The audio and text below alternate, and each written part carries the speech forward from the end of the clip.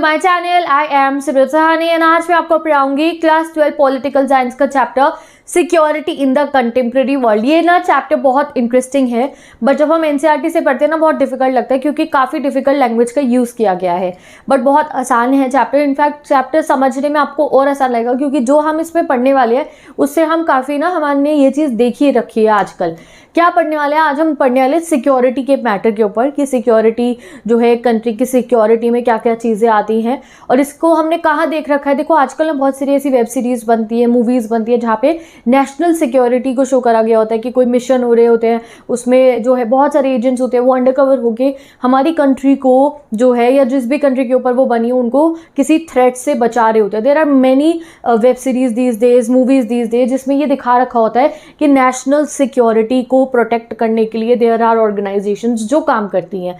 अब ये देख के हमें लगता है कि ऑर्डिनरी सिटीजन जो है हमारा कोई काम नहीं है सिक्योरिटी में, या हमें नहीं पता होना चाहिए, वो उनका काम है वो करे, बट ऐसा नहीं है।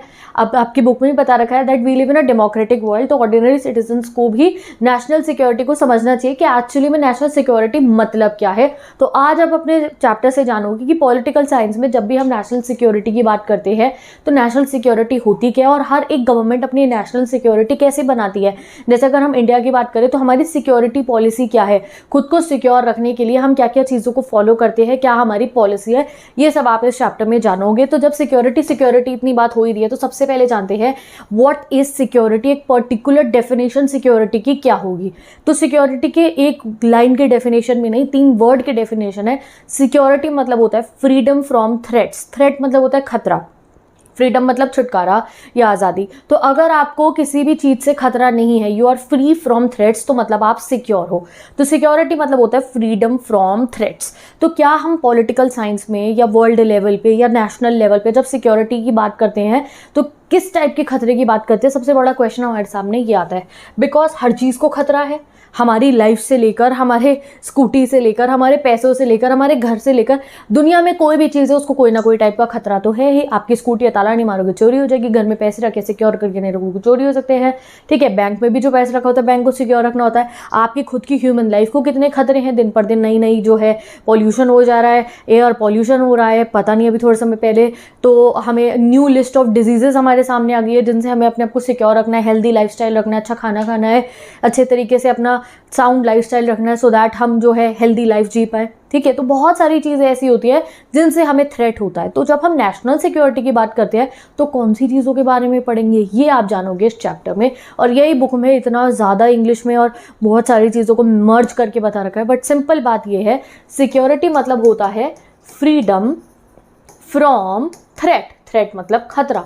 बट कौन से फ्रीडम की बात करें? Human life and the life of a country are full of threat. Human existence भी, जैसे आप हो मैं हूँ, हमें कितने टाइप के खतरे हैं।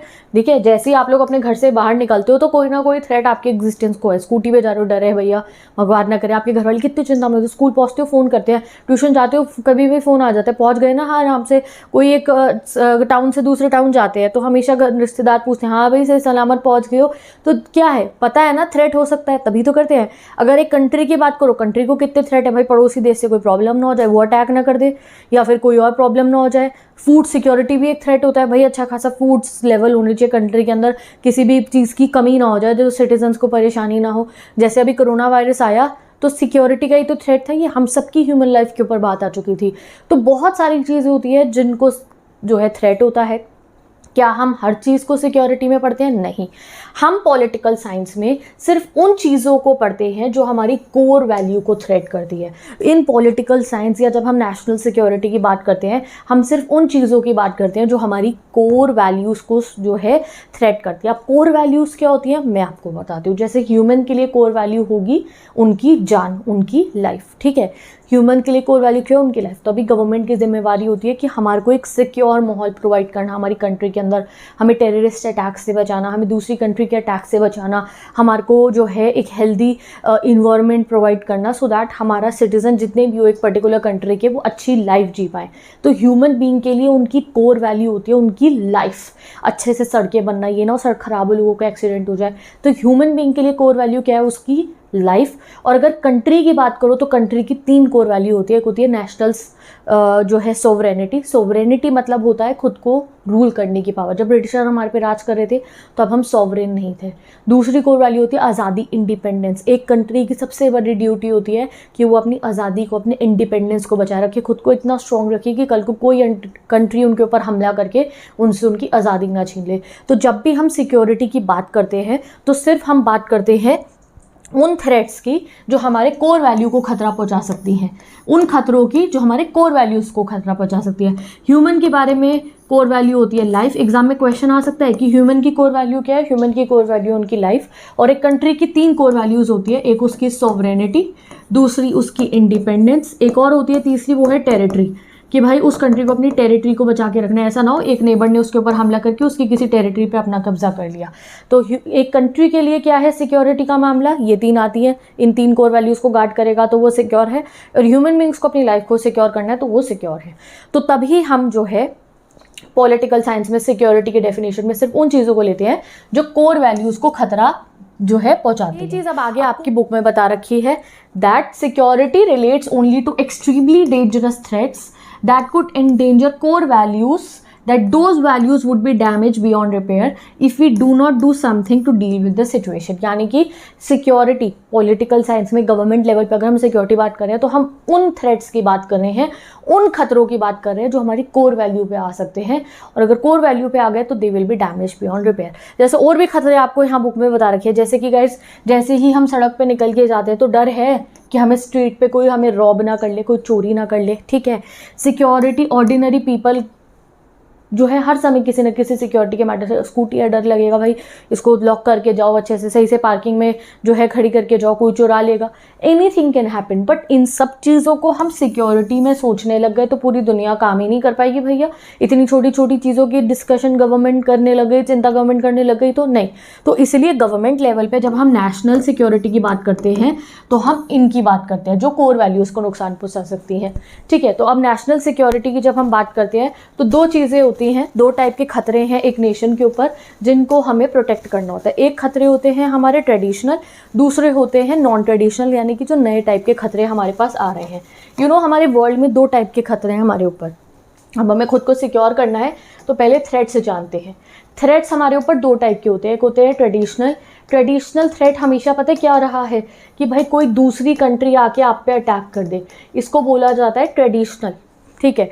यानी कि सपोज करो पुराने ज़माने में किंगडम से भी तो राज्य अपने राज्यों को संभाल के रखते थे राज से, क्यों? क्योंकि उन्हें लगता था कोई और राजा आके इस पे हमला ना कर दे। आज के समय पे भी यही है, हमारी कंट्री को अपने अपने बॉर्डर्स को गार्डेड रखना पड़ता है, पूरी आर्मी वहाँ पे होती है, कोई पड़ोसी देश आके हमला ना कर दे, ठीक है। जैसे अभी रूसिया और यूक्रेन का वॉर हो रहे थे तो ये पड़ोसी ना कैसे हमला एक दूसरे पे इन्होंने कर दिया।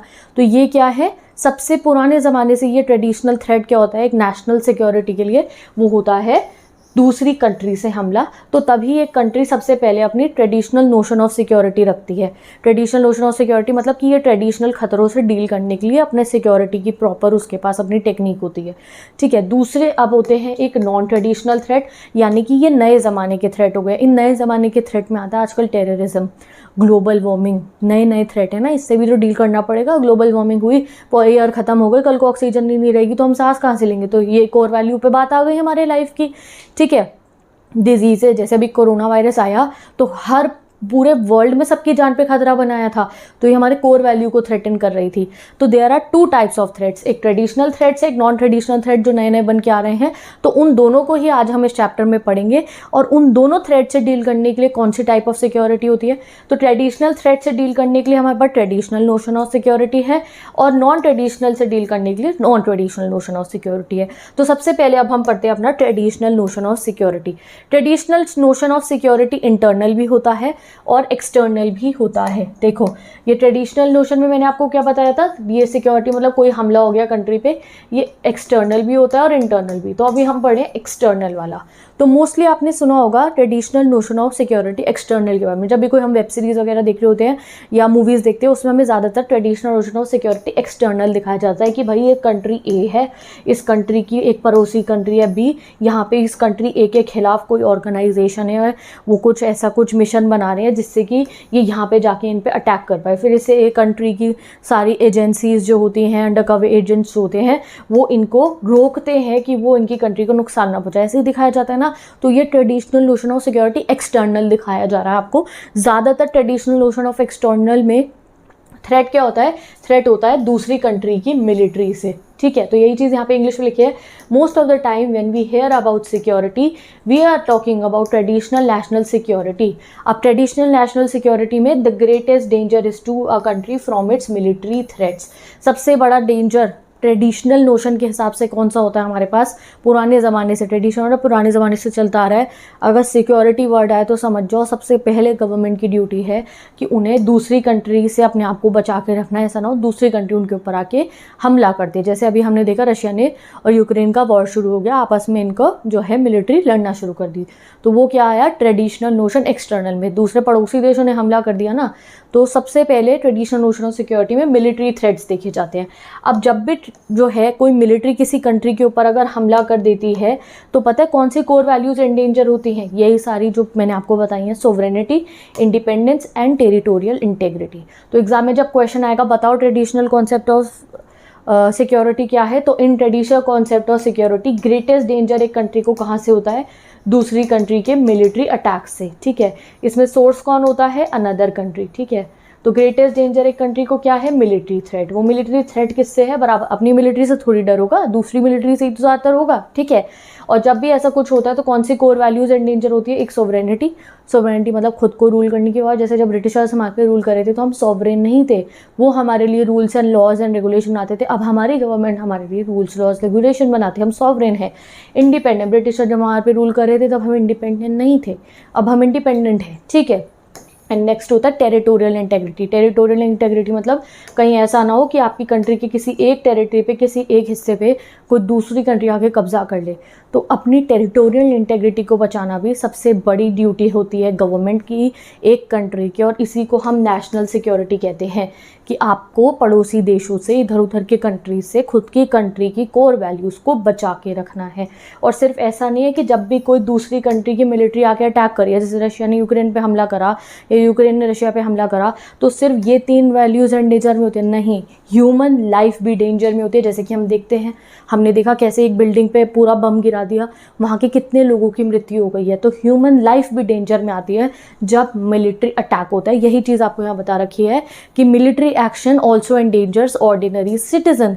ऐसा नहीं है कि मिलिट्री एक्शंस में वुमेन और मैन किल नहीं होते, नहीं, आम जनता भी कई बार जो है उनकी जान जाती है। बहुत बार ऐसा होता है जब कभी दो कंट्री वॉर करती है तो उनकी आम जनता की भी जान चली जाती है। तो ये बहुत बड़ा सिक्योरिटी का मामला है। अब इस सिक्योरिटी के मामले को डील करने के लिए एक गवर्नमेंट के पास क्या तरीके होते हैं कि वो जो है traditional notion of security external के अकॉर्डिंग डेंजर क्या है? दूसरी कंट्री आके अटैक ना कर दे। अगर दूसरी कंट्री आके अटैक कर दे तो क्या तरीका है गवर्नमेंट के पास खुद को बचाने का, ये हम जानते हैं, या रिएक्ट करने का। तो तीन तरीके होते हैं जब भी ट्रेडिशनल सिक्योरिटी की हम बात करते हैं, यानी कि एक दूसरी कंट्री, एक्सटर्नल थ्रेट है कि एक दूसरी कंट्री ने आके आप पे हमला कर दिया है। तीन तरीके गवर्नमेंट पे रिएक्ट करने के। सबसे पहला तरीका होता है सरेंडर कर देना उस कंट्री के आगे। बट ये तरीका कभी भी कोई कंट्री सामने से आके नहीं कहती है कि मैं करूँगा। कोई कंट्री सामने से नहीं बोलेगी हम सरेंडर करेंगे, नहीं, दिस इज़ लास्ट रिजॉर्ट, यानी कि बहुत ही मुश्किल सिचुएशन हो चुकी है तो कोई कंट्री सरेंडर कर सकती है। दूसरा तरीका होता है डेटरेंस में लाना। ना डेटरेंस क्या है आज समझ लो। हमेशा being a political science student आपको डेटरेंस समझ में होना चाहिए। डेटरेंस क्या होता है? डेटरेंस मतलब क्या होता है? To prevent other side from attacking by promising to raise the cost of war to an acceptable level. यानी कि भाई खुद को इतना ताकतवर बना लो, इतना ज़्यादा ताकतवर बना लो कि सामने वाली कंट्री तुम्हारे पे हमला करने से पहले 10 बार सोचे कि भाई अगर मैंने इस पे हमला कर दिया तो मैं नहीं बचूंगा, इसका तो मुझे पता नहीं। This is deterrence. जब यूएसए एंड यूएसएसआर के बीच में कोल्ड वॉर चल रहा था तब पूरा वर्ल्ड डेटरेंस के रिलेशन में था। कोल्ड वॉर रहा इसलिए, हॉट वॉर इसलिए नहीं बना क्योंकि यूएसए भी बहुत ताकतवर था। उसे पता था कि अगर मैंने हमला कर दिया यूएसएसआर पे तो यूएसएसआर भी बहुत ताकतवर है, वो भी मेरे पे हमला कर देगा, तो तभी ये दोनों लड़े नहीं। यूएसएसआर को लगता था अरे यार इस पे भी इतने न्यूक्लियर वेपन्स है, मैंने एक फेंका तो ये 5 फेंक देगा मेरे ऊपर और हम दोनों का ही नुकसान होगा। यूएसए भी यही सोचता था यार मैंने इस पे 2 न्यूक्लियर बॉम्ब अगर फेंक दिए, ये उधर से 10 फेंक देगा, इस पे कौन सा कमी है न्यूक्लियर बॉम्ब की, तो भाई मेरी प्रॉब्लम हो जाएगी, मेरे पे 10 बॉम्ब गिर जाएंगे। तो इसलिए ये डेटरेंस रिलेशनशिप था। दोनों इतने ताकतवर हो गए थे कि एक दूसरे पे हमला ही नहीं करते थे, पता है हमला करेंगे तो दोनों जाएंगे, तो इसलिए इसे कहते हैं डेटरेंस। तो दूसरा तरीका गवर्नमेंट के पास होता है अपने आप को सिक्योर करने का, अपनी सिक्योरिटी मेंटेन करने का, कि अपने आप को इतना पावरफुल बना लो कि कोई पड़ोसी देश इधर उधर का तुम्हारे पे हमला करने के बारे में सोच भी ना पाए। और तीसरा होता है डिफेंड, यानी कि बाय चांस अगर किसी ने हमला कर दिया, जैसे रशिया और यूक्रेन के वॉर में आप देख रहे हो, अगर किसी ने हमला कर दिया तो फिर बचाओ खुद को, अपनी आर्मी मिलिट्री जितनी कोशिशें कर सकते हो खुद को बचाओ, और जो है लिमिट करो वायलेंस को, लिमिट करो हॉस्टिलिटीज़ को, ज़्यादा जाने ना जाए, ज़्यादा नुकसान ना हो, जल्द से जल्द वॉर एंड हो, ये करने का तरीका होता है। अब यहाँ बता भी रखा है गवर्नमेंट में choose to surrender, government surrender कर सकते हैं बट कभी भी दिखाएंगे नहीं सामने से कि हम सरेंडर करेंगे। तो हमने 3 रिएक्शन पढ़ लिए बाय द गवर्नमेंट अगर मिलिट्री थ्रेट हो एक्सटर्नल। तो क्या है वो, सरेंडर करना, डेटरेंस करना, यानी कि बड़ा अपने आप को बहुत ताकतवर कर लेना, ठीक है। और तीसरा हो गया आपका जो है वो अपना डिफेंड करना। अब फोर्थ कंपोनेंट भी होता है हमारे पास अपनी कंट्री की सिक्योरिटी को बचाने के लिए, यहाँ फोर्थ होना चाहिए, बट ये कंपोनेंट वॉर के समय पे नहीं होता है, ये वॉर से पहले होता है, ठीक है, कि वॉर से पहले की तैयारी होती है, ये है बैलेंस ऑफ पावर। ये fourth component traditional notion of security external का, यानी कि खुद को सिक्योर करने के लिए 3 चीज़ें हमने फॉलो कर ली। फोर्थ चीज़ आप फॉलो कर सकते हो वो है बैलेंस ऑफ पावर, और ये वॉर के समय पे नहीं होता, वॉर से पहले ही होता है। बैलेंस ऑफ पावर मतलब अपनी पावर अपने दुश्मनों के साथ मेंटेन करके रखना या अपने पड़ोसी देशों के साथ। देखो कोई एक कंट्री है सपोज करो, हमेशा उसके आसपास में उसके बहुत सारे पड़ोसी देश होते हैं। ऐसा हो सकता है कि आज के समय पे उसका कोई पड़ोसी उससे नहीं लड़ रहा है, बट आगे चल के कोई ऐसा मैटर हो सकता है जिसपे वो लड़ने लगे। जैसे सिंपल रशिया और यूक्रेन का आप देखो, रशिया और यूक्रेन आज से पड़ोसी हैं क्या, कब से हैं, ठीक है, बट लड़ाई अभी हुई उनकी 2 साल पहले, 1-1.5 साल पहले जो भी है, इनकी अभी स्टार्ट हुई। क्यों? क्योंकि कोई मैटर स्टार्ट हो गया था। तो हमेशा ऐसा हो सकता है कि आपका पड़ोसी आज चुप बैठा है, कल को लड़ाई हो जाए आपके बीच में। तो ऐसी सिचुएशन में, और बहुत सारी कंट्री ऐसी होती है वो देखती है भाई मैं तो ठीक हूँ, मेरी ये कंट्री जो मेरे आसपास वाली है बहुत ताकतवर है भाई। तो ऐसी सिचुएशन में एक कंट्री की ड्यूटी है कि वो अपनी बैलेंस ऑफ पावर करें, यानी कि उस कंट्री के साथ अपनी पावर को बैलेंस करके चले जो आगे फ्यूचर में थ्रेट हो सकता है। तो इसी को कहते हैं बैलेंस ऑफ पावर। यानी कि सोचो एक कंट्री है बी, ठीक है, ये बी है, ये ए है, ये सी है। तो ए को डर है कि कल को बी मेरे पर अटैक ना करते, तो उसकी कोशिश रहनी चाहिए कि बी के पास जितनी मिलिट्री है ये भी उतनी मिलिट्री रखे। बी पे जो वेपन्स है वैसे बढ़िया बढ़िया वेपन्स ये भी लाए। बी की इकोनॉमी अच्छी है तो ये भी अपनी इकोनॉमी बढ़िया करके चले कि आपस में दोनों टक्कर के हों। ऐसा ना हो कि अगर ए कमज़ोर हो गया तो बी मौका देख के अटैक कर देगा। इसको कहते हैं बैलेंस ऑफ पावर। तो ये प्रिपरेशन वॉर से पहले की जाती है। यही चीज़ आपको पूरा इंग्लिश में बता रखा है यहाँ पे। जब भी कंट्रीज़ अपने आसपास में देखती है, कुछ कंट्री बिगर और स्ट्रॉन्गर हो सकती है, कुछ ऐसे नेबर हो सकते हैं जो कल को अटैक कर सकते हैं। तो ऐसी सिचुएशन में गवर्नमेंट की जो है एक ड्यूटी होती है, governments are therefore very sensitive to balance of power between their country and other countries. ठीक है, वो कोशिश करते हैं कि वो कंट्रीज जो उनके आसपास में है, जैसे जो पड़ोसी देश हैं और जिनके साथ कोई मुद्दे भी चल रहे हैं लड़ाई के, जैसे रिवर वाटर को लेकर या किसी भी बॉर्डर डिस्प्यूट अगर चल रहा है, तो उनके लेवल की मिलिट्री आर्मी और उनके लेवल का अपना टक्कर का अपना सिस्टम बनाओ सो दैट वो तुम्हारे पे अटैक ना कर दे। ठीक है, अब कैसे बना सकते हो उनके टक्कर का अपना लेवल का प्रॉपर अपनी बैलेंस ऑफ पावर आप कैसे कर सकते हो? एक, अपनी मिलिट्री को स्ट्रॉन्ग करो। सिर्फ मिलिट्री को स्ट्रॉन्ग करना ही नहीं, इनफैक्ट अपनी इकोनॉमी स्ट्रॉन्ग करो। आपने देखा है चाइना की इकोनॉमी कितनी स्ट्रॉन्ग है। कोई भी कंट्रीज जो है वर्ल्ड लेवल पे, चाइना कुछ भी करता है ना कहीं इकोनॉमी की वजह से भी जो है उसको छूट मिल जाती है अपने। ठीक है, और अपनी टेक्नोलॉजी बेहतरीन करो। जैसे यूएसए पास क्या टेक्नोलॉजी है, तो अपनी टेक्नोलॉजी बढ़िया रखोगे कि भाई बाहर की देश तुम्हारे से टेक्नोलॉजी खरीद रहे हैं, और इकोनॉमी बढ़िया है कि तुम वर्ल्ड ट्रेड के इतने बड़े मेंबर हो तुम, या तुम्हारी मिलिट्री इतनी अच्छी है, तो बैलेंस ऑफ पावर करके चलो कि सामने वाला आप पे अटैक करने से डरेगा। तो ये हो गया यहाँ पे आपका traditional notion of security external almost complete. अब फोर्थ एक और तरीका होता है खुद को बचाने का एक्सटर्नल थ्रेट से। एक्सटर्नल थ्रेट मतलब कोई मिलिट्री थ्रेट हो बाहर की कंट्री से, वो है अलायंस बिल्डिंग, यानी कि तुम एक ग्रुप बना लो अपना, ठीक है। तुम्हारी कंट्री तो है 4-5 कंट्री और अपनी फ्रेंड बना लो, एक साइन कर लो, प्रॉपर अपना ग्रुप का नाम रख लो और ये कहो कि भैया अब तो हम इकट्ठे हैं। जैसे स्कूल में बच्चे करते हैं ना, गैंग बनाते हैं, हम 12th बी और 12th एच और 12th ए वाले इकट्ठे होते हैं और वो EFJ वाले इकट्ठे होते हैं, गैंग बने पड़े होते हैं, ठीक है। तो इस टाइप से अपना गैंग बनाओ, ठीक है, यानी कि अपने फ्रेंड्स इकट्ठे करके रखो कि कोई प्रॉब्लम होगी तो ये मेरे पीछे मेरे साथ खड़े हैं। ऐसे ही गैंग को हम अलायंस बोलते हैं, पॉलिटिकल साइंस में गैंग नहीं बोलेंगे। 2 अलायंस या 2 गैंग बहुत फेमस थे कोल्ड वॉर के समय पे, वो था एक नेटो, एक वॉर्सो। वॉर्सो के बारे में तो इंडो बायपोलारिटी में आपने पढ़ा था। वॉर्सो क्या था? गैंग ही तो था, अलायंस ही तो था। क्यों बनाया था USSR ने? कि भाई USSR के बड़े दोस्त हैं, अमेरिका हमला करने से पहले सोचेगा कि खाली ये नहीं है, इसके तो अलायंस में इतने मेंबर्स हैं। और same with the USSR, America ने भी अपना गैंग बना रखा था या अलायंस आपको। तो गैंग बनाना मतलब होता है कि ये अपने आप दोस्त इकट्ठे कर लो सो दैट आपकी पावर बढ़ जाए, ठीक है। अब ये जो अलायंसेस बनते हैं ये भी ना अपने अपने इंटरेस्ट पे लोग बनाते हैं, यानी कि जब आपको लगेगा यार इससे दोस्ती करके मेरे साथ सही है तो उससे दोस्ती करते हैं, जब लगता है अरे इससे दोस्ती करने में फ़ायदा नहीं मिल रहा, इसके साथ करने में फ़ायदा मिलेगा, ऐसे बेसिस पे अलायंस बनते हैं, जिसका एग्जांपल यहाँ गिवन है। तो alliances are based on national interest. National जब कंट्री को लगता है मेरे को इस पर्टिकुलर कंट्री से फ़ायदा मिलेगा फ्रेंडशिप रख के, तो वो उनके साथ फ्रेंडशिप रख के अलायंस बनाते हैं। जैसे कि यहाँ एग्जाम्पल गिवन है कि देखो, आपको याद होगा इंडो बायपोलारिटी चैप्टर में मैंने बताया था कि USSR ने यानी कि सोवियत यूनियन ने इन्वेड करा था अफगानिस्तान में, यानी कि हमला करा था अफगानिस्तान में। वहाँ पे अफगानिस्तान के जो मिलिटेंट इस्लामिक ग्रुप था उनके साथ उनका वॉर हुआ था।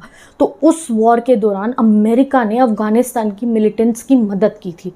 सोचो आप, उनकी मदद की थी क्योंकि उस समय पे अमेरिका का दुश्मन भी सोवियत यूनियन था, कोल्ड वॉर का टाइम चल रहा था और अफगानिस्तान का भी था। तो इन्होंने अमेरिकन्स ने मिलिटेंट अफगानिस्तान जो थे उनकी मदद की। अब बाद में क्या हुआ, जब यहाँ से 9/11 में अटैक हुआ, जो मिलिटेंट्स ने अटैक कर दिया था 9/11 में जो है अमेरिका पे, तो फिर अमेरिका ने इनको फिर वापस आके जो है इनके ऊपर अटैक करा। तो देखा अमेरिका ने कैसे अपने नेशनल इंटरेस्ट के हिसाब से अपनी अलायंस बनाया।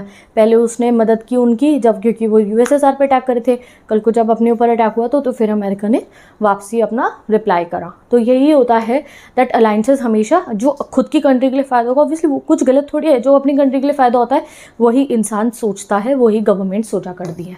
तो 4 तरीके हैं हमारे ट्रेडिशनल व्यू में। पहला हो गया हमारा सरेंडर, दूसरा डेटर, तीसरा डिफेंड, फिर बैलेंस ऑफ पावर, एंड हो गया अलायंस बिल्डिंग, ठीक है, डन, कंप्लीट ये 5 तरीके। अब आप सोचोगे भाई यार इतनी चीज़ें हम पढ़े हैं, इतने तरीके से एक कंट्री को खुद को बचाना पड़ता है, फिर ये UN क्या करती है? UN का भी तो यही काम था कि वॉर ना होने देना। तो हाँ, UN का काम है वॉर ना होने देना, बट UN अपने मेंबर्स से ही बनी है। मैंने UN वाले चैप्टर में बताया था, UN होना मतलब ये है एक कंट्री अपनी मर्जी से UN का मेंबर बनी है। ऐसा नहीं है कि वो UN की हर बात मानेगी, उसका जो मन करेगा मानेगी, नहीं करेगा तो नहीं मानेगी, छोड़ सकती है वो UN को। तो इसलिए UN होना मतलब ये नहीं है कि आप सिक्योर हो, कोई कंट्री आप पे हमला ही नहीं करेगी, नहीं। इस ब्रूटल अरेना में, इस दुनिया में, इस ब्रूटल दुनिया के अंदर हर एक कंट्री की जिम्मेवारी है कि वो खुद को सेफ एंड सिक्योर रखे, पता नहीं कब कहाँ से हमला हो जाए। यही चीज़ देखो यहाँ लिखी है, that the world is a brutal Arena, देखो यहाँ लिखा है ना।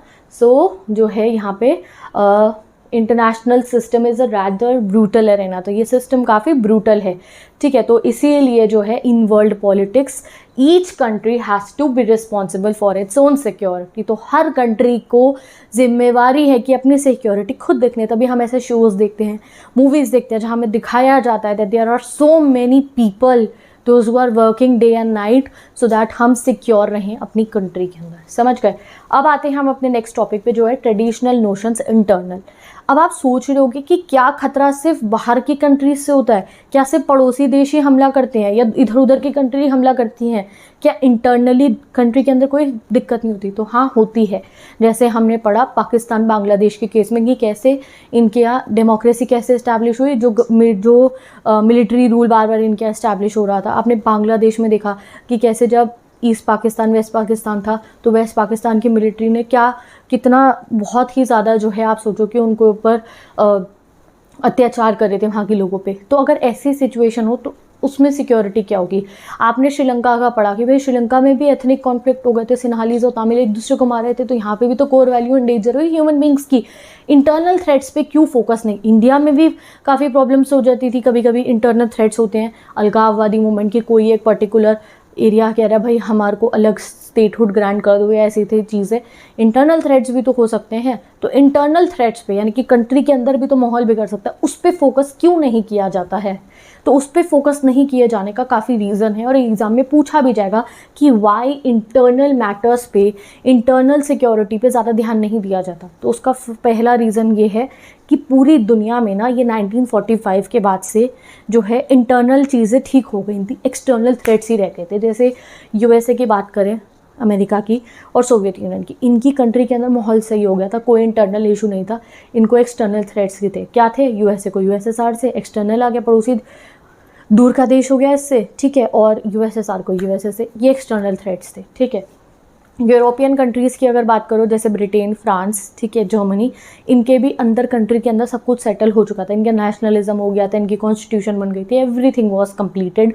ये क्या, इनको भी थ्रेट क्या था, इनकी कॉलोनी से। जैसे इंडिया में बहुत विद्रोह चल रहा था कि हमें फ्रीडम चाहिए, 1947 में हमें फ्रीडम मिल गया। तो हर जगह जितनी भी पूरे वर्ल्ड में हम देखते थे ना, तो कंट्रीज़ को एक्सटर्नल थ्रेट ही ज़्यादा देखने पड़े थे, इसीलिए हम लोग एक्सटर्नल थ्रेट्स को ज़्यादा पढ़ते। Therefore primary focus was on the external threats, ठीक है। अब क्या क्या एक्सटर्नल थ्रेट्स जो थे वो चले हमारे वर्ल्ड में आफ्टर द वर्ल्ड वॉर 2, ये आप जानो। ये एग्जाम में क्वेश्चन आ सकता है कि क्या क्या एक्सटर्नल थ्रेट्स थे। तो सबसे पहले तो कोल्ड वॉर चल रहा था, कोल्ड वॉर तो था ही एक्सटर्नल थ्रेट। अमेरिका को डर यूएसएसआर से, यूएसएसआर को डर अमेरिका से। अमेरिका के जो गैंग के मेंबर्स थे, नेटो के मेंबर्स थे, जितने भी वेस्ट यूरोपियन कंट्रीज़ और जो इधर ईस्ट यूरोपियन कंट्रीज़, वो भी आपस में सब अलायंस का मेंबर बन गई, तो सबको एक्सटर्नल थ्रेट था, ठीक है। अगर हम बात करें यूरोपियन कंट्रीज़ की, तो यूरोपियन कंट्रीज़ को भी अपनी कॉलोनीज से डर था। जैसे ब्रिटिशर्स ने हमें कॉलोनी बना रखा था, हमने भी विद्रोह कर दिया था, उन्हें डर लग रहा था भाई कि ये अब तो फ्रीडम लेकर ही रहेंगे। ऐसे बहुत सारी कॉलोनीज़ बना रखी थी, तो हर कॉलोनी अब फ्रीडम मांग रही थी। तो जो इंपीरियल पावर्स थी, इंपीरियल पावर कौन होती है, जो दूसरी कंट्रियों पे जाके जिन्होंने कॉलोनी बना के जो रहेंगी थी, ब्रिटेन, फ्रांस जैसे, तो इनको भी किससे डर था, एक्सटर्नल थ्रेट था, अपनी कॉलोनी वाले लोगों से, ठीक है।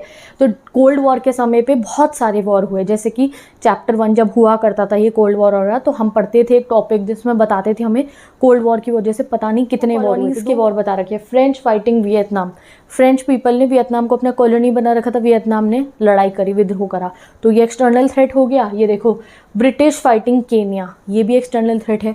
तो ज़्यादातर पूरी दुनिया में एक्सटर्नल थ्रेट्स ही हो रहे थे। अब बात करते हैं हम न्यूली इंडिपेंडेंट कंट्री की, जैसे जो एशिया और अफ्रीका की न्यूली इंडिपेंडेंट कंट्री थी, जिसमें से एक हम हो गए इंडिया। इंडिया को भी तो अभी फ्रीडम मिला 1947 में, तो हमारे को जैसी फ्रीडम मिला और बहुत सारी कंट्री जैसी जिनको फ्रीडम मिला, उनके सामने भी एक्सटर्नल थ्रेट आ गए। क्यों? क्योंकि गाइज उनके थ्रेट शुरू हो गए थे, उनके एक्सटर्नल वाले उनके नेबर से। जैसे इंडिया को जैसे ही हमारे को फ्रीडम मिला, पार्टीशन हो गया, फिर पाकिस्तान और हमारे देखो सीधा पार्टीशन होने के बाद ही हमारा वॉर हुआ, ठीक है। बहुत बॉर्डर डिस्प्यूट को लेकर वॉर हुआ, फिर आगे चल के रिवर वाटर को लेकर प्रॉब्लम्स खड़ी हुई, ठीक है। तो बहुत बार ऐसा हुआ कि जैसी कोई कंट्री को इंडिपेंडेंस मिली, वो अपने पड़ोसियों से लड़ने लग गए, पड़ोसियों से उनकी लड़ाई हो गई। किस बात पे? रिवर वाटर को लेकर, बॉर्डर को लेकर। आपने इंडो बाइपोलैरिटी चैप्टर में पढ़ा था कि भाई वो याद करो, जब इंडो बाइपोलैरिटी में हमने पढ़ा कि ये सब कंट्रीज़ जब अलग हो गई, इन सब ने लड़ाइयाँ करी, हर जगह सिविल वॉर हुए। यूगोस्लाविया पड़ा था एक कंट्री, जो पिज़्ज़ा के पीस स्लाइसिस की तरह अलग अलग बंटवारा हो गया था, जिनका कितना वॉर हुआ था वहाँ पे। तो हर कंट्री में क्या चल रहा था, जो इनको इंडिपेंडेंस मिल भी रही थी, तो इंडिपेंडेंस मिलते ही उनको खतरा था अपने नेबर से कि भाई अब इंडिपेंडेंस तो मिल गई है, ब्रिटिशर्स तो चले गए, बट अभी ये नेबर्स से तो डील करना है, ये तो अटैक करने आ सकते हैं। जैसे इंडिया को फ्रीडम मिला, हमें फ्रीडम मिलने के कुछ समय बाद चाइना ने हमारे पे अटैक करा। तो पूरे वर्ल्ड में ज़्यादातर एक्सटर्नल पे ही जो है दिक्कतें आनी थी, तो इसलिए एक्सटर्नल थ्रेट्स पे ही हम ज़्यादा फोकस कर रहे थे। डन। तो विद दिस ये आपका यहाँ पे टॉपिक कंप्लीट होता है। यही चीज़ आपको बता रखी है कि इंटरनल थ्रेट्स पे फोकस इसलिए ज़्यादा नहीं किया गया क्योंकि वर्ल्ड पॉलिटिक्स बदल गई। अब इंटरनल इतनी कठिनाइयाँ नहीं हैं, एक्सटर्नल खतरे ही थे, तो इसलिए एक्सटर्नल थ्रेट से बचने के लिए हमने पॉलिसीज़ निकाली। और वो पॉलिसीज़ क्या थी? Defence, defence, surrender, alliance building and balance of power. ठीक है, अब आते हैं अपने नेक्स्ट टॉपिक पे, that is traditional security and cooperation. अब इसमें हम ये जानेंगे कि ऐसा नहीं है कि कंट्रीज़ ने आपस में कोशिश नहीं करी है वॉर को रोकने की, नहीं, काफ़ी बार कॉपरेट करने की बहुत सारी कंट्रीज़ ने आपस में कोशिश करी है वर्ल्ड लेवल पे भी, कि अगर कभी वॉर हो भी तो हम उसको लिमिट करें, ऐसा ना हो वॉर को बढ़ाते रहें। तो ट्रेडिशनल सिक्योरिटी एंड कॉपरेशन में हम ये जानेंगे how can we limit war. Okay, अब इस वाले टॉपिक में ट्रेडिशनल सिक्योरिटी एंड कॉपरेशन में हमें क्या बताया गया है, कुछ ऐसी पर्टिकुलर यूनिवर्सली एक्सेप्टेड बातें हैं जो हर कंट्री ने मान रखी है कहीं ना कहीं, कि वॉर के समय पे इन चीज़ों को फॉलो करा जाएगा जिससे कि वॉर लिमिट हो, वायलेंस कम हो और नुकसान कम हो। तो उसके लिए क्या क्या वो बातें हैं, सबसे पहली है limiting violence is very important. ज़्यादा से ज़्यादा जो है वायलेंस नहीं करना है, वायलेंस को कम करने की कोशिश करनी है। वो कैसे होगा, सबसे पहले countries must go to war only for valid reason. War पे तभी जाओ जब वैलिड रीज़न हो, ठीक है। सेल्फ डिफेंस और प्रोटेक्ट करने के लिए पीपल को फ्रॉम जेनोसाइड, यानी कि अगर मास लेवल पे लोगों की मृत्यु हो रही हो, या सेल्फ डिफेंस के लिए अगर आप वॉर पे जा रहे हो, तो वो एक वैलिड रीजन है। वैलिड रीजन क्या होगा, सेल्फ डिफेंस के लिए या लोगों को बचाने के लिए, ठीक है। अटैक नहीं करना है नॉन कम्बैटमेंट को as well as unarmoured surrendering कम्बैटमेंट्स को, यानी कि जो लोग जो है सिटीजन्स है, नॉर्मल सिटीजन्स को, सोल्जर्स को अटैक नहीं करना चाहिए, ये यूनिवर्सली एक्सेप्टेड बात है। जो अनआर्म्ड सोल्जर्स है उनको अटैक नहीं करना चाहिए, जिनके पास गोली नहीं है, ठीक है, अनआर्म्ड है वो। और जो सरेंडर कर रहे हैं, जो खुद से सरेंडर कर रहे हैं, उनको अटैक नहीं करना चाहिए मिलिट्री में, ठीक है। They should not be excessive violent, बहुत एक्सेसिव वायलेंस क्रिएट नहीं करना चाहिए मिलिट्री को, सेल्फ डिफेंस पे चलना चाहिए कि अपने आप को डिफेंड ज़्यादा करना चाहिए। Force must be use only after all alternatives have failed. Force यानी कि मिलिट्री का यूज़ करना, बम फेंकना, ये सिर्फ तभी करना चाहिए जब बाकी सब ऑल्टरनेटिव खत्म हो चुकी है, यानी कि बातचीत करके देख ली गई हो, जब बातचीत से मैटर नहीं सॉल्व हो रहा तब होना चाहिए, ठीक है। नेक्स्ट तरीका होता है कोऑपरेटिव सिक्योरिटी का। कोऑपरेटिव सिक्योरिटी मतलब है वर्ल्ड वाइड लेवल पे जो कोशिशें करी गई हैं वॉर को कम करने की। तो ये तो आपने पढ़ लिया, ये कुछ यूनिवर्सली एक्सेप्टेड तरीके हैं जो फॉलो करे जाते हैं। तो एग्जाम में क्वेश्चन आएगा तो 1 2 3 4 5 पॉइंट जो है ये आपको याद रखने हैं। ये यूनिवर्सली एक्सेप्टेड तरीके हैं लिमिट करने के वॉर को। तो पहले ये हो गए। दूसरी चीज़ जो है वो है डिसआर्ममेंट। डिसआर्ममेंट मतलब होता है वेपन्स को कम करना, वेपन्स को हटा देना आपके पास जो है, क्योंकि ये जो दोनों ये थी ना सुपर पावर, जैसे कि अमेरिका हो गया, रशिया हो गया, यूएसएसआर हो गया, ये सब कंट्रीज़ ने अपने पास बहुत खतरनाक वेपन बना लिए थे। इतने खतरनाक वेपन का होना मतलब ही था कि आप कहीं ना कहीं वॉर करना चाहते हो। तो इसलिए हमारे वर्ल्ड में डिसआर्ममेंट होना शुरू होता है। आर्ममेंट मतलब वेपन्स बनाना, डिसआर्ममेंट मतलब जो वेपन बनाए हैं उन्हें डिस्ट्रॉय करना।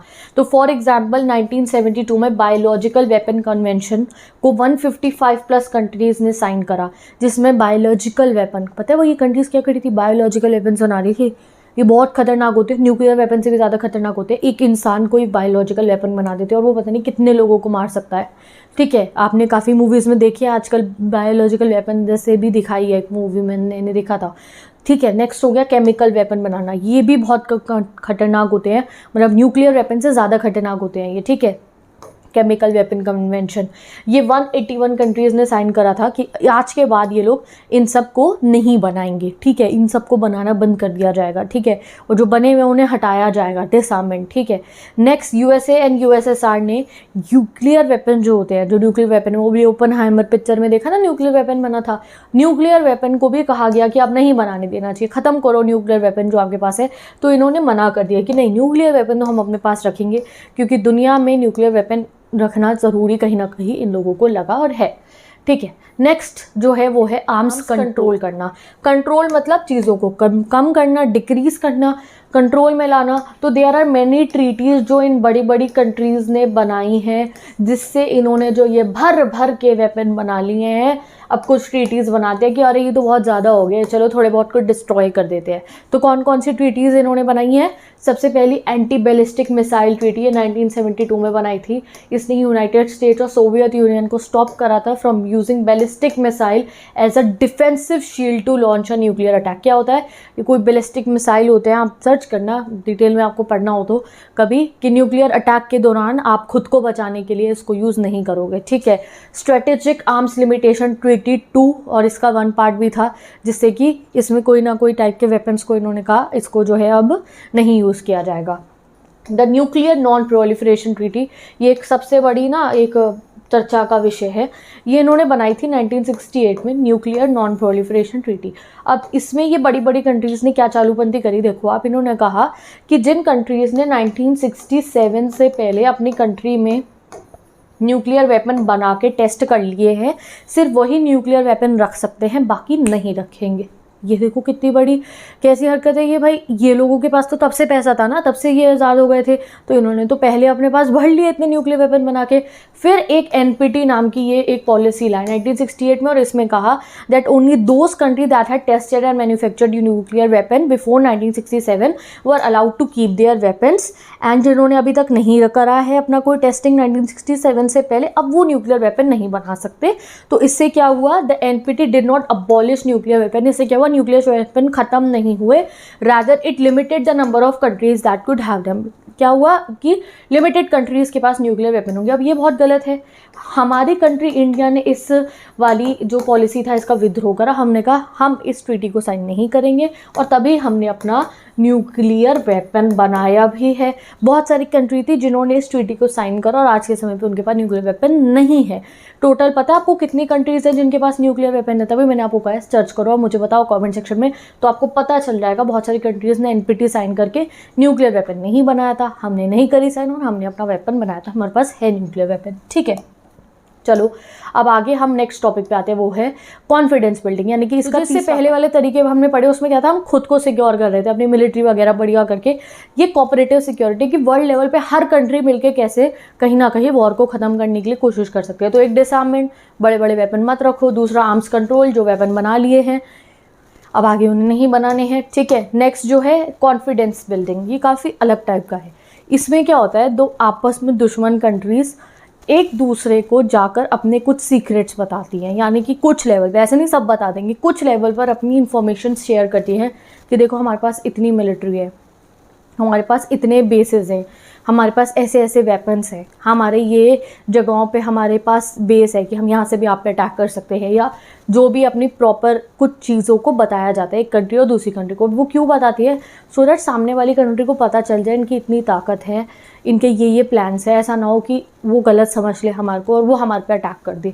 यही चीज़ आपको बता रखी है। ऐसा ना हो कि वो सामने वाली कंट्री सोचे कि ये मेरे पे एकदम से अटैक कर देगी। कॉन्फिडेंस बिल्डिंग, कि सामने वाली कंट्री को बताओ जी हमारे ये प्रॉब्लम है, तुम चिंता मत करो, हम अटैक नहीं कर रहे हैं, हमारे पे इतनी मिलिट्री है कि सामने वाला भी डर के रहेगा, इस पर भी है इतनी मिलिट्री। तो this is known as confidence building. Share ideas of information with rivals, they tell each other about their military intention, क्या आपके इंटेंशन है, and up to a point military plans, अपने मिलिट्री के plans up to a point कि हम अपनी military को इतना स्ट्रॉन्ग करने वाले। तो सामने वाला डर के रहेगा, भाई ये तो अपनी मिलिट्री बहुत स्ट्रॉन्ग कर लेगा, इस पर हमला नहीं करना चाहिए। सरप्राइजिंग अटैक, वॉर स्टार्ट ना हो जाए मिसअंडरस्टैंडिंग में, यानी कि ऐसा ना हो कोई कंट्री सोचे सामने वाली कि ये मेरे पर अटैक करने वाली है और ऐसा कुछ हो ही ना, तो कोई गलत फहमी ना हो। इसलिए कॉन्फिडेंस बिल्डिंग, एक दूसरे को कॉन्फिडेंस में लेना। आपस में दो दोस्त होते हैं ना जिनके बीच में मिसकम्युनिकेशन होती है, तो उनके बीच में लड़ाई होती है, पता है बीच में काफ़ी सारे बंदर होते हैं जो जाके दो दुश्मनों को कान भरते हैं उनके और फिर उनको लड़वा देते हैं। तो इसलिए वो बीच के बंदर लड़ाई ना करवाए, इसलिए कॉन्फिडेंस बिल्डिंग होता है। दो देश आपस में ही एक दूसरे से बात करते हैं सो दैट मिसकंसेप्शन या मिसकम्युनिकेशन की वजह से लड़ाइयाँ ना हो। इन ट्रेडिशनल सिक्योरिटी की अगर हम बात करें तो देखो फोर्स, ये जो है ना, ये अटैक करना, फोर्स करना, मिलिट्री होना, ये एक थ्रेट भी है और ये एक बचाव का तरीका भी है। देखो अगर आपको अपनी कंट्री को बचाना है तो किससे बचाना है? दूसरी कंट्री की मिलिट्री से। और अगर खुद को बचाना है तो आपको क्या चाहिए? अपनी कंट्री के बढ़िया मिलिट्री, बढ़िया सी फोर्स। तो यही चीज़ लिखी है in traditional security, force is both the principal threat to security and principal means of achieving security. तो यही है हमारी दुनिया। अब आते हैं हम अपने नेक्स्ट टॉपिक पे, that is non traditional notion. Non traditional notion में दो चीज़ों को सिक्योर करना होता है, ह्यूमन की सिक्योरिटी को, और दूसरा होता है ग्लोबल सिक्योरिटी। अगर ह्यूमन की हम सिक्योरिटी की बात करें तो ह्यूमन को किससे बचाना होता है? सिर्फ ऐसा नहीं है कि ह्यूमन को यही डर है कि भाई दूसरी कंट्री आके उन पर अटैक कर दे कि ह्यूमन की जान चली, नहीं।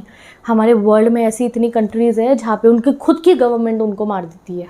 बहुत कंट्री ऐसी कोई हो आपके दिमाग में तो बताना, जो खुद की गवर्नमेंट ऐसा माहौल बना रखा है कंट्री के अंदर कि लोग बस कैसे ही ज़िंदा रह रहे हैं।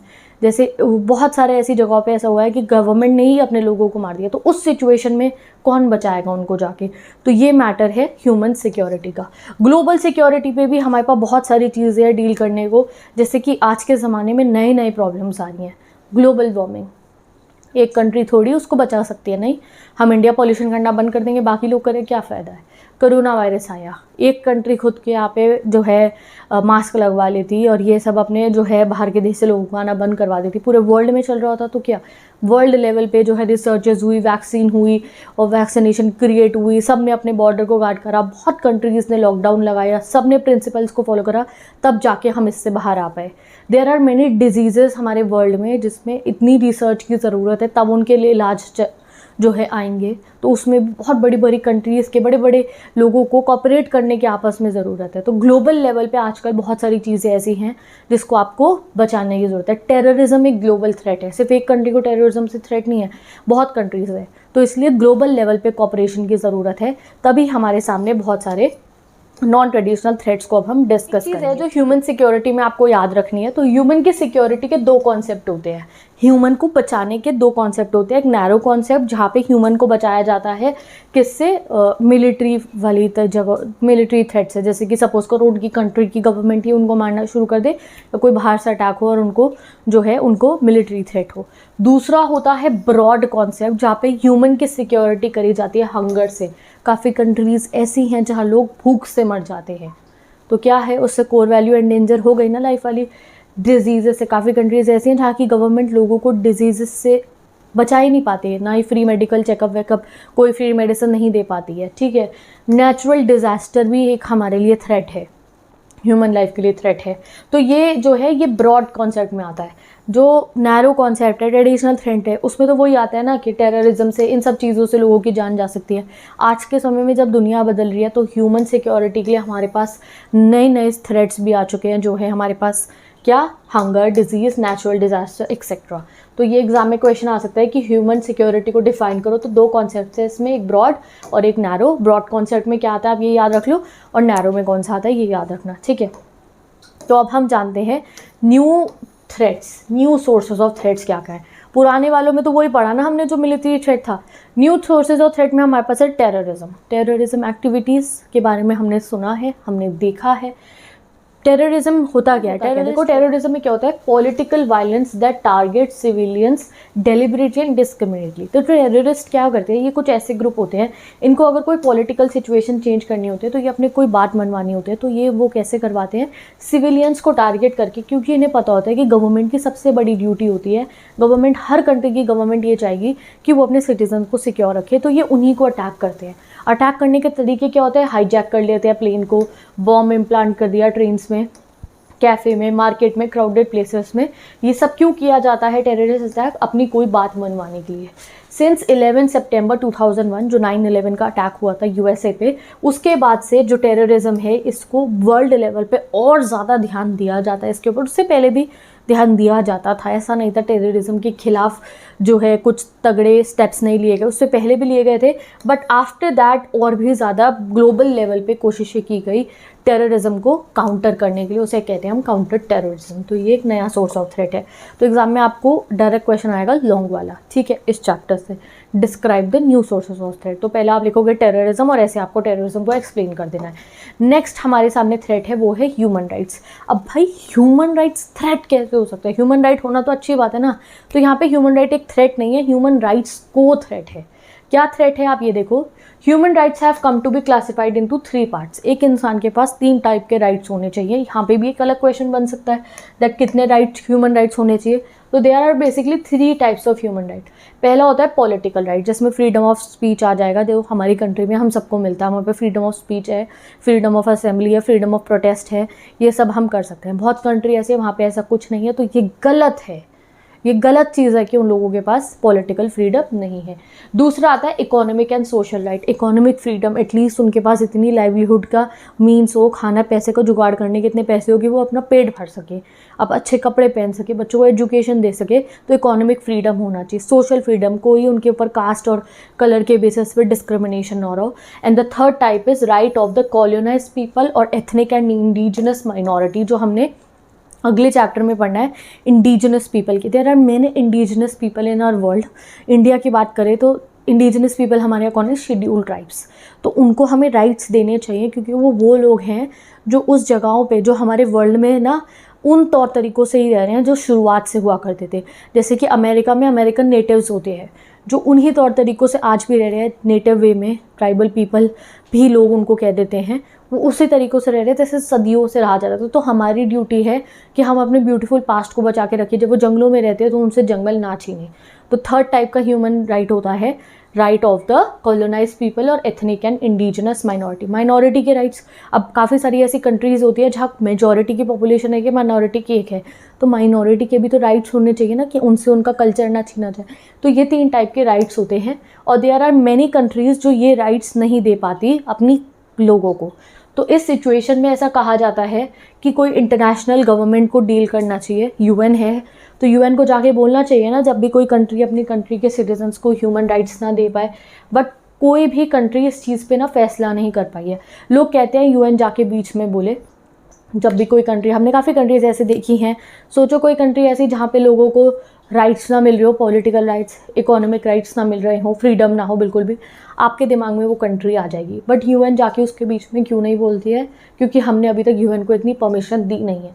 क्यों नहीं दी है? क्योंकि हर कंट्री डरती है कि अगर हमने यूएन को ये परमिशन दे दी तो यूएन की जगह जो बड़े बड़े पावरफुल नेशन हैं जैसे कि अमेरिका हो गया, वेस्टर्न कंट्री जो बहुत पावरफुल हैं, फिर वो इस चीज़ को बहाना बना के हमारी कंट्रीज़ में आके हमारे बीच में दखल अंदाजी करेगी। सपोज़ करो यूएन को ये पावर दे दी तो अमेरिका का जब मन करेगा वो ऐसा कर सकता है कि कोई पर्टिकुलर कंट्री में चला जाए यूएन के थ्रू और जाके बोले यहाँ की कंट्री के सिटीजन्स को ह्यूमन राइट नहीं मिलते, हम यहाँ पे आके कुछ चेंजेस करेंगे।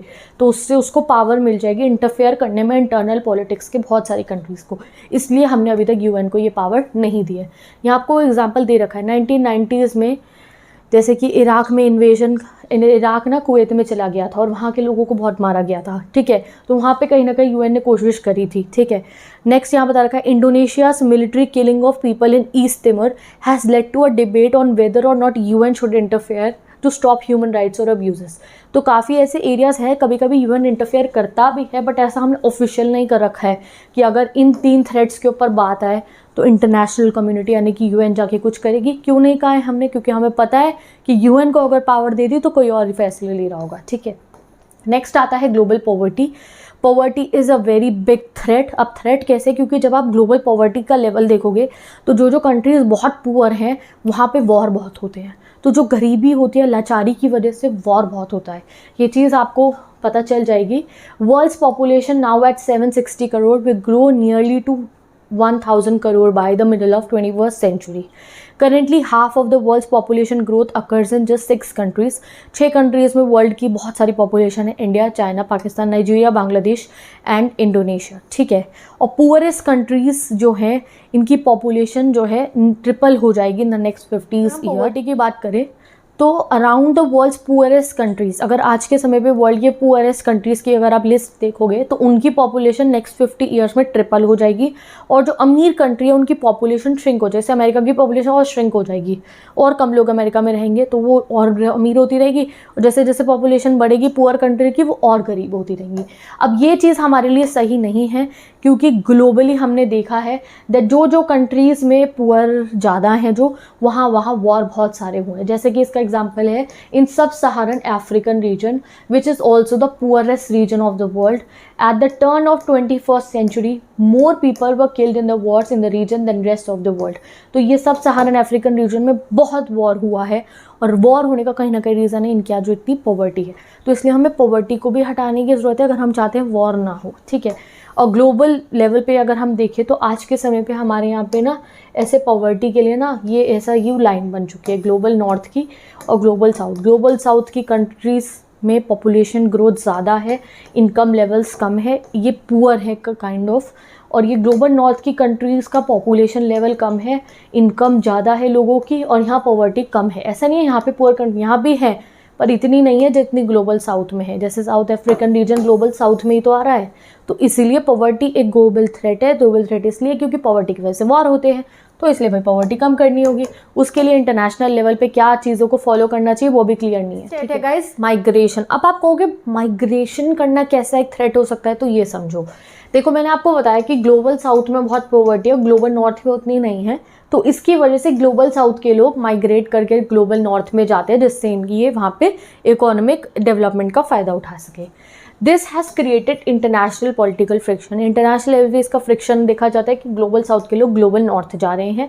और देखो दो टाइप के, अगर इंटरनेशनल लेवल पे अगर हम बात करें तो कुछ लॉज होते हैं। उन लॉज में से एक चीज़ ये है कि कोई भी अगर कंट्री है उसको जो है ज़रूरी है कि वो रेफ्यूजीज़ को एक्सेप्ट करे। मतलब कि ये अच्छी बात होती है, एक एथिकल बात है कि कोई रेफ्यूजी अगर एक कंट्री में आ रहा है तो उन्होंने एक्सेप्ट करना है। जैसे अमेरिका भी काफ़ी रेफ्यूजीज़ को एक्सेप्ट करते हैं, हमने भी बहुत बार रेफ्यूजीज़ को अपनी कंट्री में जगह दी है, ठीक है। बट माइग्रेंट्स को, यानी कि जो कंट्री, माइग्रेंट कौन होते हैं, जो अपनी कंट्री छोड़ के दूसरी कंट्री में जा रहे हैं कि वहाँ भैया बढ़िया जॉब मिलेगी and all that. But migrants को एक्सेप्ट करना है कंट्री की अपनी मर्जी, करे या ना करे।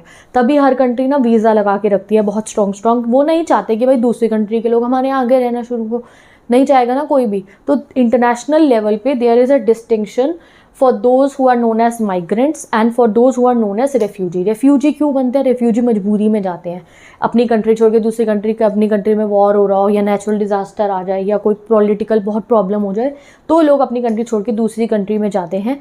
एंड स्टेट, यानी कि हर कंट्री को वर्ल्ड में कहा जाता है कि भाई उन्हें रेफ्यूजीज़ को एक्सेप्ट करना चाहिए, बट ऐसा कोई रूल एंड लॉ नहीं है कि आपको माइग्रेशंस को भी एक्सेप्ट करना चाहिए। अगर हम रेफ्यूजी की बात करें तो सिर्फ रेफ्यूजी वो टाइप के नहीं होते हैं जो अपनी कंट्री छोड़ के दूसरी कंट्री में जाते हैं। इनफैक्ट कई बार इंटरनली डिस्प्लेस पीपल भी होते हैं, यानी कि वो लोग जिनको अपनी ही कंट्री में अपनी एक एरिया को छोड़ के दूसरे एरिया में जाके सेटल होना पड़ता है। इसका एग्जाम्पल है कश्मीरी पंडित्स इन इंडिया। जब कश्मीर वैली में बहुत वायलेंस हुआ तो कश्मीरी पंडित को अपना घर छोड़कर इंडिया के दूसरे पार्ट में आके सेटल होना पड़ा था। तो ये चीज़ आपको क्यों बताई जा रही है? क्योंकि जब हमने वर्ल्ड का माइग्रेशन चार्ट देखा, रेफ्यूजी चार्ट देखा, उस सब को देखने के बाद हमें पता चला कि जहाँ जहाँ पे भी माइग्रेशन हुआ है वहाँ पे वॉर हुआ था, ठीक है।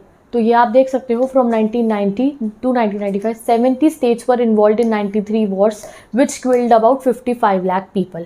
और उससे क्या होता है? रेफ्यूजी प्रॉब्लम भी क्रिएट होती है। As a result individual and families at times या फिर होल कम्युनिटीज़ को माइग्रेट करना पड़ता है अपनी कंट्री को छोड़कर दूसरी कंट्रीज़ में। और आपकी बुक में एक मैप भी दे रखा है, आप यहाँ देखो, मैं लगाती हूँ।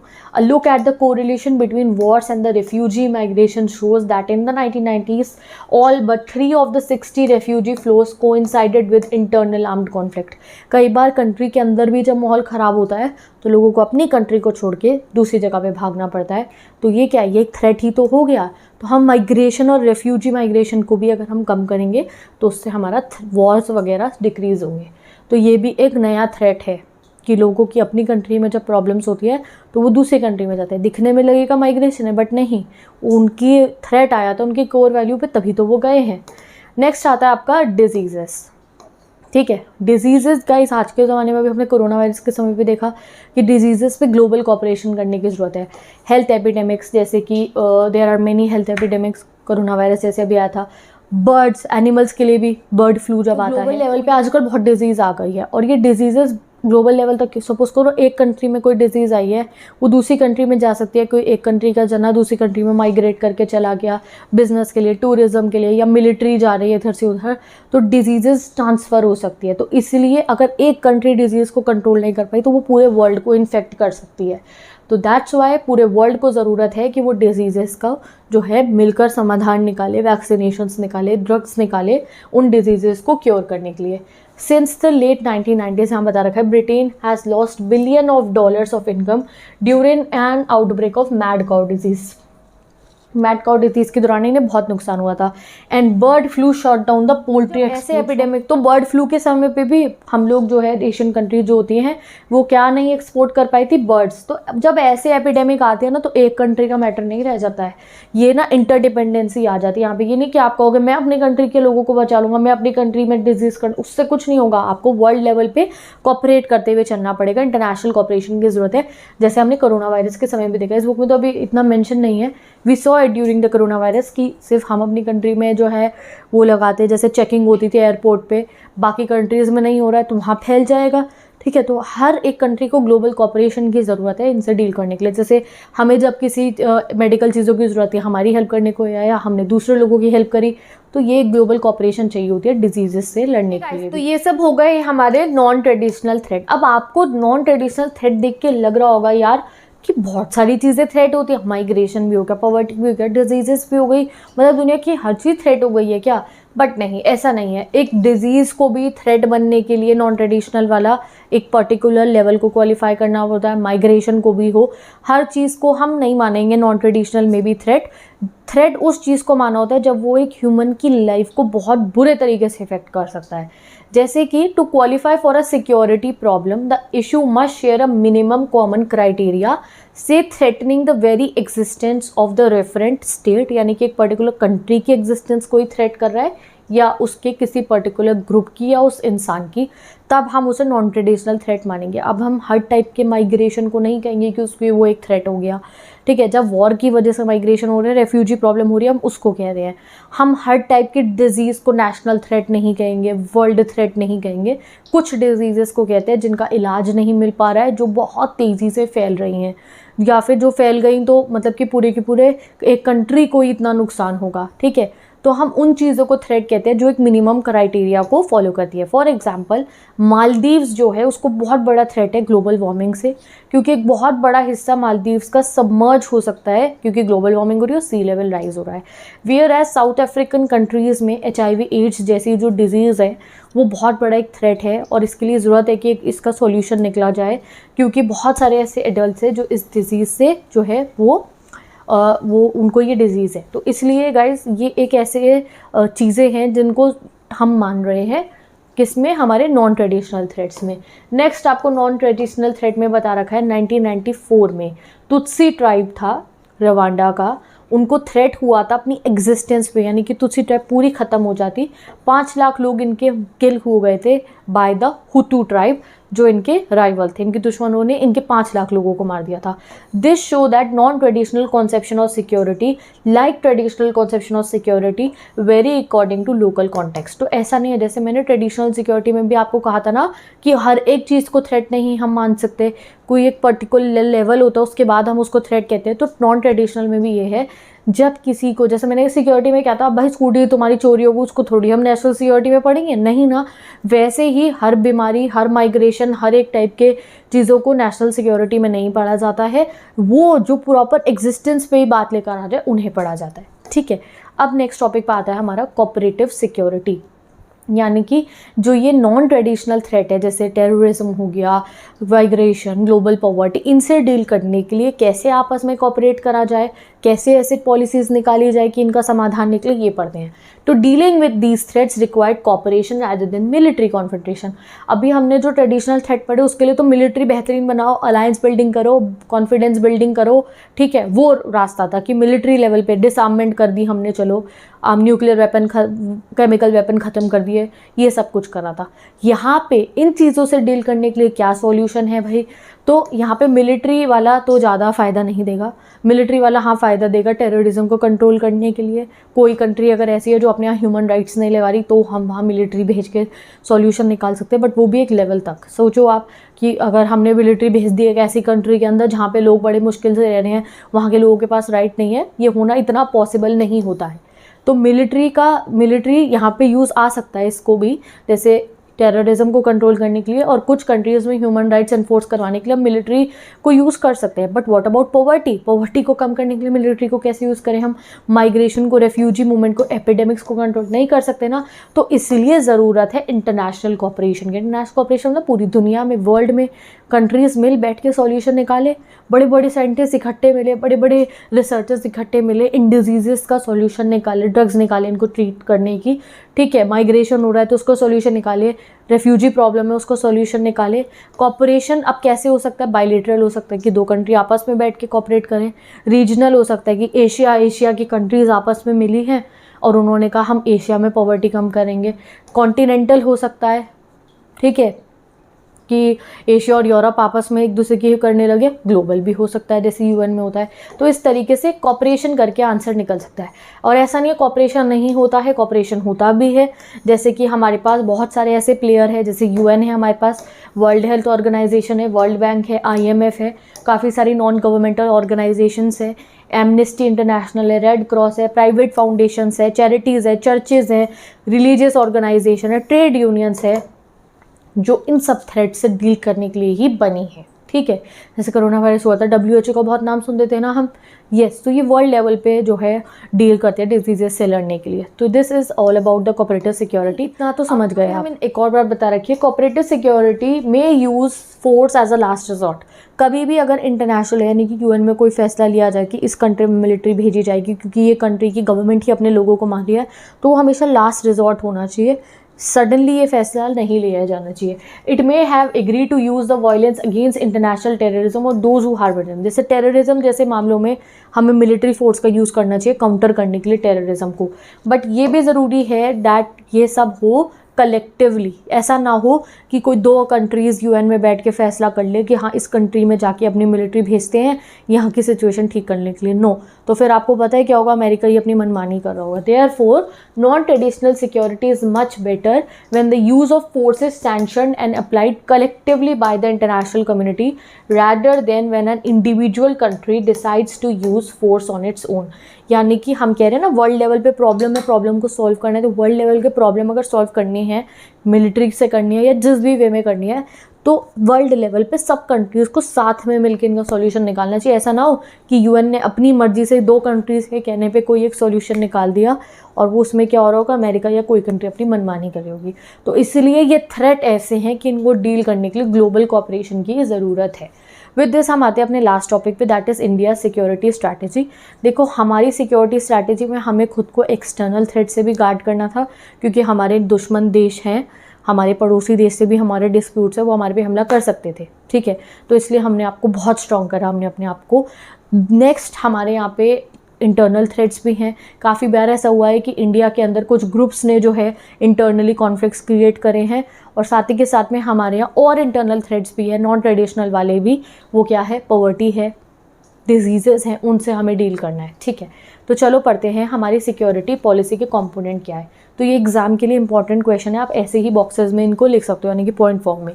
तो फर्स्ट कंपोनेंट हमारी सिक्योरिटी पॉलिसी का अपनी मिलिट्री को बढ़ावा देना, अपनी मिलिट्री को मजबूत करना। और वो क्यों था, क्योंकि हमारा वॉर हुआ पाकिस्तान के साथ 47-48 में, फिर 65 में, 1971 में, 1999 में और चाइना के साथ 1962 में। तो इसलिए हमारी फर्स्ट था कि हमारी मिलिट्री बहुत स्ट्रॉन्ग रहे, जिससे हम अपनी सोवरेनिटी को बचा सके, ठीक है। नेक्स्ट, सिंस हम लोग न्यूक्लियर आर्म्ड देशों से जो है भरे हुए थे, जैसे चाइना के पास न्यूक्लियर वेपन था, तो इसलिए हमने न्यूक्लियर टेस्ट कंडक्ट करा अपना, और जो है स्टार्टिंग कर दी थी हमने अपने न्यूक्लियर टेस्ट डिवाइस की 1974 में। तभी हमने NPT को साइन नहीं करा था, ठीक है। नेक्स्ट, अगर हम अपनी सिक्योरिटी कंपोनेंट का पॉलिसी का सेकेंड कंपोनेंट देखें तो वो है स्ट्रेंथनिंग इंटरनेशनल नॉर्म्स। यानी कि इंडिया ने हमेशा कहा है कि इंटरनेशनल लेवल पे कॉपरेशन होना चाहिए। हमने UN में जाके हमेशा UN का साथ दिया है, क्योंकि ऐसे बहुत सारे प्रॉब्लम्स हैं हमारे वर्ल्ड में, ऐसे थ्रेट्स हैं जिन पे ग्लोबल कॉपरेशन होकर फैसला निकलेगा। यही चीज़ आपको बता रखी है, जो हमारे फर्स्ट प्राइम मिनिस्टर थे जवाहरलाल नेहरू जी, उन्होंने भी एशियन सॉलिडारिटी की, एशिया की कंट्रीज़ को इकट्ठा रहना चाहिए, डीकोलोनाइजेशन यानी कि ये ब्रिटेन वगैरह कॉलोनीज़ बनाना बंद करे, डिसआर्मेंट हो यानी कि भयंकर वेपन्स को ख़त्म करो। UN में जाकर हर एक मैटर पे हमने UN का साथ दिया है। कुछ कंट्रीज़ ऐसी होती है जो UN में जाके ज़्यादा कुछ इनिशिएटिव नहीं दिखाती हैं, हमने बहुत दिखाया है, क्योंकि हमें ग्लोबल थ्रेट्स को भी ख़त्म करना था, ठीक है। हमने एनपीटी को भी कहा था कि वो डिस्क्रिमिनेटरी है, कि भाई एनपीटी से क्या हो रहा है कि कुछ कंट्री वेपन बना सकती हैं, कुछ नहीं बना सकती हैं, ठीक है। नेक्स्ट हमने it argued for an equitable new international economic order, हमने NIEO के लिए भी डिमांड करा था, जिसमें हमने कहा था कि ये जो वेस्टर्न कंट्रीज अब ये डेवलप हो चुकी हैं ना, इन्हें हमारी मदद करनी चाहिए हमें डेवलप होने के लिए। मोस्ट इंपॉर्टेंटली हमने नॉन अलाइनमेंट को फॉलो करता। नॉन अलाइनमेंट अब आप बुक 2 में पढ़ोगे कि देखो जब कोल्ड वॉर के समय पे पॉलिटिक्स चल रही थी ना, कि अलायंसेस बन गए थे, आपने कभी सोचा, मैं आपको कहती हूँ कोल्ड वॉर के समय पे 2 गैंग बन गए थे, एक USA का और एक USSR का, तो इंडिया किसके साथ गया था? तो गाइस हम किसी गैंग का हिस्सा नहीं बने थे, हमने अपना रास्ता खुद बनाया था, हम नॉन अलाइनमेंट मूवमेंट हमने फॉलो करा था, हमने दोनों में से किसी एक कंट्री का साथ नहीं दिया था, ठीक है। India joint 160 countries that have signed and ratified Kyoto protocol. तो हमारी सेकेंड पॉलिसी क्या है? इंटरनेशनल लेवल पे कॉपरेट करना। अगर इंटरनेशनल लेवल पे कंट्रीज कुछ सोच रही हैं भला करने के लिए, तो उसको हम साथ देते हैं जाके, ये नहीं कि भाई हम नहीं कर रहे, जो तुम्हें करना है कर लो। हमने क्योटो प्रोटोकॉल भी साइन करा था, बाद में हमें इससे निकाल दिया गया था कि ठीक है आप को इससे हम जो है इसके उस आप मत फॉलो कीजिए, इंडिया को भी चाइना को भी, बट हमने अपनी तरफ से क्योटो प्रोटोकॉल भी साइन करा था, ठीक है। तो विद दिस अब आते हैं हम अपने थर्ड कंपोनेंट पे। थर्ड कंपोनेंट है हमारी स्ट्रैटेजी का, is gear towards security challenges in the country, यानी कि अपनी कंट्री के अंदर भी अगर हमारी कोई दिक्कतें हैं तो हमें उसे भी सॉल्व करना है, क्योंकि हमारी कंट्री में बहुत सारे ऐसे ग्रुप्स हैं, बहुत सारी स्टेट में, जैसे नागालैंड में, मिज़ोरम में, पंजाब में, कश्मीर में, काफ़ी बार ऐसा हुआ है कि यहाँ पे कुछ ग्रुप ने कोशिश करी है खुद को अलग करने की इंडिया से। तो हमने पर्टिकुलर अपनी जो है मिलिट्री के थ्रू, अपनी एजेंसीज़ के थ्रू कोशिश करी है कि यहाँ पे ऐसा ना हो, और हमने इन जगहों पे पॉलिटिकल सिस्टम को स्ट्रॉन्ग करने की कोशिश करी है कि अगर यहाँ के लोग ऐसा चाह रहे हैं दैट ये अलग हो, तो वो क्या है, क्या नाराज़गी है, उस नाराज़गी को दूर करा जाए, डेमोक्रेसी के थ्रू इन सिचुएशंस को डील करा जाए। A democratic political system which allow different communities and group people to freely articulate their grievances and share political power. इसका मतलब क्या? इंग्लिश पढ़ के हम डर जाते हैं, एनसीईआरटी मतलब है कि अगर ये रीजन में लोगों को नाराज़गी है तो उनको राइट्स देके डेमोक्रेसी के थ्रू इसका सॉल्यूशन निकाला जाए, मिलिट्री के थ्रू भी नहीं, डेमोक्रेसी के थ्रू पहले निकाला जाए, सो दैट ये हमारी सिक्योरिटी पॉलिसी में इंश्राइंड है। फाइनली हमने बहुत बड़ी कोशिश ये भी करी अपनी सिक्योरिटी पॉलिसी में कि हम अपनी कंट्री से गाइस पॉवर्टी हटाएं, ठीक है, इकोनॉमिक इनइक्वालिटी है, अमीरी गरीबी का फ़र्क हटाएं, क्योंकि हमने देखा है कि आज के समय पे गाइस सिर्फ ट्रेडिशनल थ्रेट नहीं रहे हैं, नए नए थ्रेट आ रहे हैं, poverty, disease, migration and all that. तो हमने कोशिश करी है कि हम ये सब चीज़ों को दूर कर पाए, और ये सब कोशिश हम कैसे करते हैं? डेमोक्रेसी के थ्रू। इंडिया में डेमोक्रेसी सिर्फ ये नहीं है कि गवर्नमेंट के चलने का तरीका, नहीं, डेमोक्रेसी से हम बहुत सारी इन प्रॉब्लम्स का भी सॉल्यूशन लेकर आ सकते हैं। Democratic politics allow spaces for articulating the voice of the poor and deprived citizens, यानी कि इसका मतलब ये है कि डेमोक्रेसी सिर्फ इलेक्टेड गवर्नमेंट नहीं है, डेमोक्रेसी होने से हम इकोनॉमिक डेवलपमेंट भी ला सकते हैं, डेमोक्रेसी होने से हम लोगों के जो कोई प्रॉब्लम्स है उनको सॉल्व भी कर सकते हैं, नाराज़गियाँ हैं उन्हें सॉल्व कर सकते हैं। तो डेमोक्रेटिक गवर्नमेंट एक तरीका है ग्रेटर सिक्योरिटी का। तो ये एक बहुत बड़ा एग्जाम्पल हमारी कंट्री इंडिया देती है दैट अगर हमें सिक्योर रहना है, अगर कंट्रीज़ को सिक्योर रहना है, बचाव करना है इंटरनल थ्रेट, एक्सटर्नल थ्रेट या नए नए थ्रेट से, तो डेमोक्रेसी एक टूल है जिसके थ्रू आप इन सबको अचीव कर सकते हो। तो विद दिस आपका ये चैप्टर कंप्लीट होता है। एक बार करेंगे रिवाइज कि हमने चैप्टर में क्या क्या पढ़ा था।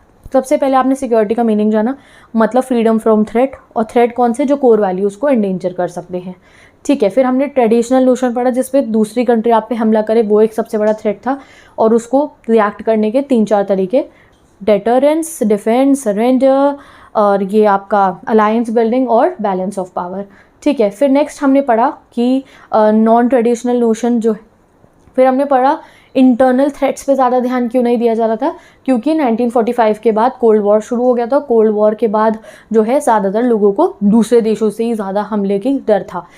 यूरोप में भी बहुत सारी जो कॉलोनीज़ थी उनको भी पड़ोसी देशों से, या आप मान लो कि दूसरे कॉलोनीज़ वाले देशों से डर था। हमारी अगर इंडिपेंडेंट कंट्री की बात करो, इंडिया की, श्रीलंका की बात करो, बाकी की कंट्रीज़ की बात करो, सोवियत यूनियन की जो कंट्री इंडिपेंडेंट हुई, उनको भी अपने पड़ोसी देशों से ही हमले का ज़्यादा डर था, एक्सटर्नल थ्रेट का, इसलिए एक्सटर्नल नोशन पर ज़्यादा ध्यान दिया गया। फिर हमने कोऑपरेटिव सिक्योरिटी पढ़ा जिसमें हमने पढ़ा कुछ यूनिवर्सल बातें जो मानी जाती हैं वॉर को कम करने के लिए। डिसआर्ममेंट हमने पढ़ा, आर्म्स कंट्रोल पढ़ा कि कैसे वेपन्स बनाने को मना किया गया, डिसआर्मेंट मतलब बने बनाए वेपन्स को ख़त्म किया गया, ठीक है। फिर हमने पढ़ा कॉन्फिडेंस बिल्डिंग एक तरीका है कोऑपरेटिव करने का, मतलब कि एक दूसरे के साथ कोऑपरेट करने का। फिर हमने नॉन ट्रेडिशनल थ्रेट्स पढ़े जिसमें ह्यूमन सिक्योरिटी आता है और ग्लोबल सिक्योरिटी। थ्रेट्स कौन कौन से हैं? टेररिज्म है, पॉवर्टी है, माइग्रेशन है, क्यों है माइग्रेशन वो मैंने आपको बता दिया, ठीक है, और डिजीज़ेज़ हैं अलग अलग टाइप की, और इनको सॉल्व करने के लिए ग्लोबल लेवल पे कॉपरेशन की ज़रूरत है। ग्लोबल लेवल पे कॉपरेशन कैसे हो सकता है? बायलैटरल हो सकता है, 2 कंट्री, 4 कंट्री, 5 कंट्री, सब कंट्रीज़ का मिलके कैसे भी हो सकता है। और ग्लोबल लेवल पे अगर कॉपरेशन चाहिए तो मिलिट्री का अगर यूज़ करा जा रहा है या जो भी यूज़ करा जा रहा है वो आपसी सहमति के साथ होना चाहिए, और आपसी सहमति सब कंट्रीज़ की, ऐसा ना हो एक कंट्री मिलके फैसला ले। लास्ट में हमने पढ़ा इंडिया की सिक्योरिटी स्ट्रैटेजी, जिसमें हमने कहा पहला है हम अपनी मिलिट्री स्ट्रॉन्ग करेंगे, दूसरा है हम वर्ल्ड लेवल पे जो भी कोई हमारी तरफ से योगदान होगा वो हम देंगे, ठीक है, जो भी बात चल रही है हम उसमें अपना पूरा जो है पार्टिसिपेशन दिखाएंगे। तीसरा था हमारा कि कंट्री के अंदर कोई प्रॉब्लम हो रही है तो उसको हम सॉल्व करेंगे पॉलिटिकली, डेमोक्रेटिकली। नेक्स्ट हमारा फोर्थ कंपोनेंट था कि हम अपनी कंट्री से पॉवर्टी को हटाने की कोशिश करेंगे, इकोनॉमिक इक्वालिटी लाएंगे, सो दैट हम नॉन ट्रेडिशनल थ्रेट्स को बचा पाएँ, ठीक है, उनसे बच पाएँ हम। तो विद दिस ये चैप्टर कंप्लीट। अब मैं मिलूंगी आपसे नेक्स्ट वीडियो में जहाँ हम नेक्स्ट चैप्टर पढ़ेंगे। आपको इस चैप्टर के नोट्स चेक करने तो डिस्क्रिप्शन बॉक्स में वीडियो गिवन है, लिंक गिवन है नोट्स का, वहाँ से जाके आप देख सकते हो। तो with this bye bye, take care and best of luck.